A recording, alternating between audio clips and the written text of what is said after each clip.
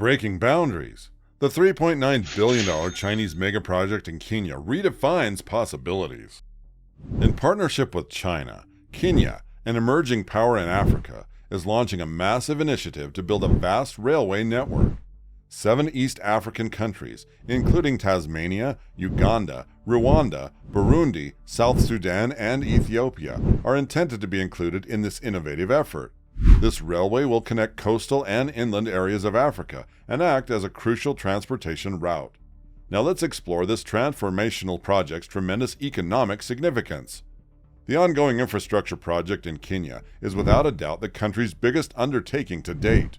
The local railway speed will increase from a respectable 30 kilometers per hour to an astounding 120 kilometers per hour after this project is finished.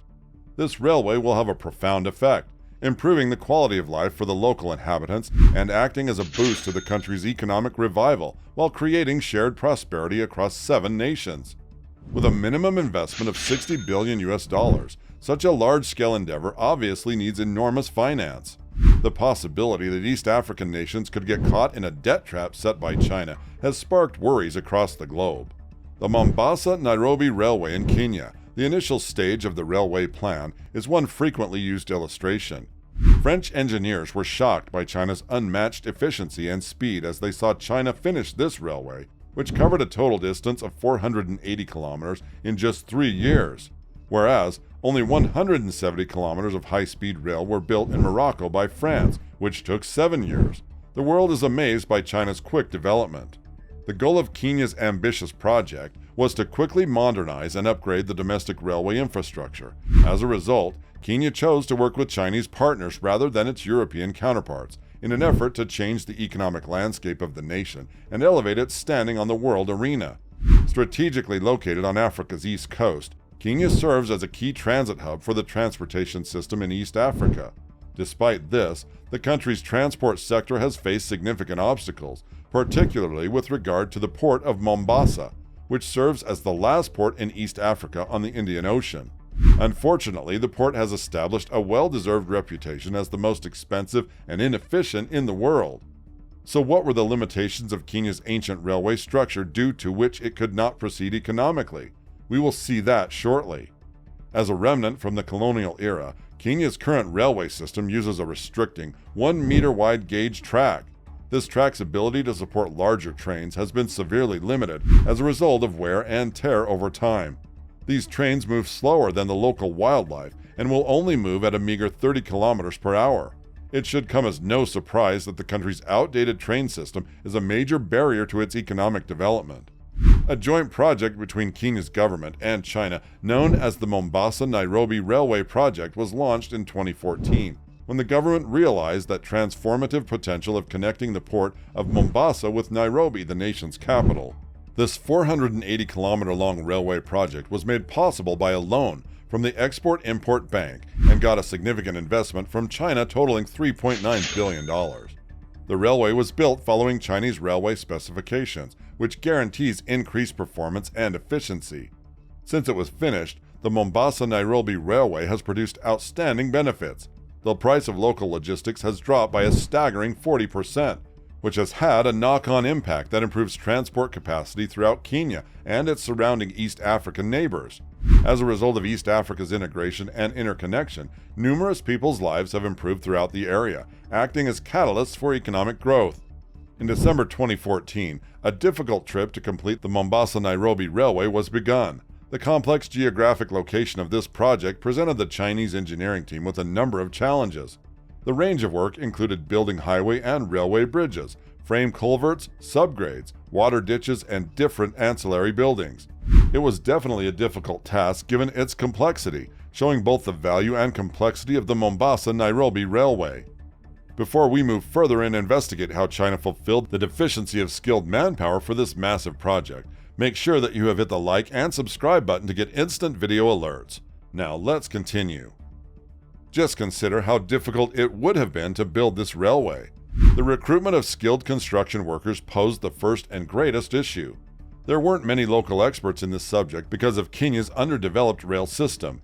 China recruited 30,000 common Kenyan employees to help with this problem in order to make up for the shortage. These employees got extensive training in the specialized knowledge required for building and maintaining railroads, including learning Chinese to facilitate communication.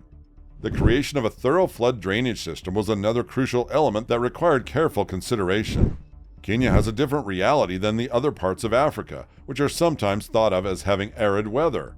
Numerous areas of the nation experience flooding and heavy rain during the summer. Numerous animals perish tragically as a result of the red soil's inadequate capacity to drain and the weak plant roots. Recognizing this difficulty, China built the railway with a well-planned flood drainage system as an essential component, assuring the project's durability in the face of unfavorable weather. The engineering team overcame the purchase of construction supplies as the third challenge. Obtaining necessary materials for railway construction presented a substantial challenge because of Kenya's distinctive physical environment and constrained economic resources. Fly ash, an essential component, is typically acquired from the electrostatic effect of soot produced by thermal power plants and is used in concrete to increase strength and decrease cracking. Unfortunately, Kenya's resources were limited, and there were no acceptable substitutes. Fly ash would have cost too much to transport from China to Africa, exceeding the railway's budget. Chinese engineers were determined to find a solution and did significant research on potential solutions before deciding to use Kenyan volcanic ash as a replacement for fly ash, which was successful in solving the concrete puzzle.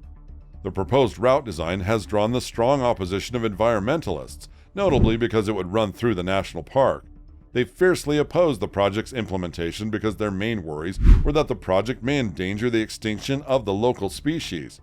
The Chinese engineering team recognized these legitimate concerns and took immediate action to overcome this ecological difficulty by building the stunning Sabo River Bridge, which is located inside the park itself.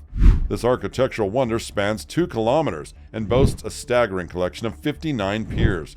Its highest point soars to a staggering height of 35.1 meters, while its lowest point rests at a cozy 9 meters, allowing for plenty of room for giraffes to pass gracefully underneath. The Mombasa-Nairobi Railway was formally opened in May 2017, after less than 3 years of persistent work, consolidating China's great engineering achievement. The successful completion of this railway project immediately had a transformative effect on Kenya's national image, raising it to new heights and securing its place as the first country in East Africa to boast a top-notch railway system. The opening of the Mombasa-Nairobi Railway has improved daily journeys for locals and considerably enhanced logistical operations, providing them with a level of convenience previously unheard of. In particular, the cost of travel from Nairobi to Mombasa has fallen significantly, by a startling 40 to 10%, as Kenya moves closer to its goal of becoming a regional powerhouse for manufacturing and logistics. This decrease in logistical spending is of utmost importance. Local commodities that used to take 3 days to be transported now reach in just 8 hours, marking an amazing shift. This change's importance cannot be overstated. According to Kenya's railways manager, this railway alone accounts for a sizable 2 to 3% of Kenya's GDP. Additionally, it has a favorable effect outside of Kenya's boundaries by significantly improving Uganda's logistics and those of other East African nations. Without a doubt, the construction of this railway has been essential to the region's economic growth in East Africa. The new Minister of Transport, Merkeman, made an astounding insight amidst the enormous economic benefit this railway generated. Repaying the costs incurred during the construction of this enormous infrastructure is currently proving difficult for Kenya.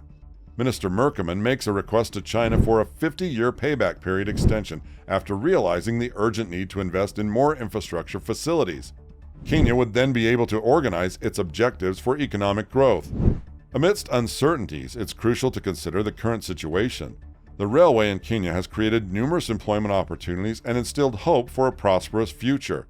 Critics argue about Kenya falling into a debt trap by China, but China's loan models to Africa primarily consist of low-interest and interest-free loans, unparalleled by any other nation. China has also shown commitment by exempting 23 loans from 17 African nations in August 2022, addressing debt problems.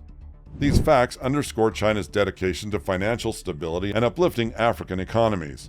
Construction of railways in Kenya and the Djibouti Railway for Ethiopia are 2 examples of how the Belt and Road Initiative has significantly advanced Africa. By drastically reducing travel times between regions, this innovative infrastructure has promoted trade and economic expansion. It is set to improve the country's economic prospects by serving as an essential export transportation route for agricultural products from Africa. In conclusion, the Belt and Road Initiative has brought sustained development and improved living conditions, overcoming concerns about short-term debt. By prioritizing infrastructure, China has unlocked opportunities for connectivity, trade, and prosperity in Africa. This cooperative endeavor showcases the power of mutual gain. As Africa experiences economic growth, a future of hope and prosperity emerges. Now consider this: how will the Belt and Road Initiative shape the global economic landscape ahead? Share your opinion in the comments section and stay tuned for more adventures.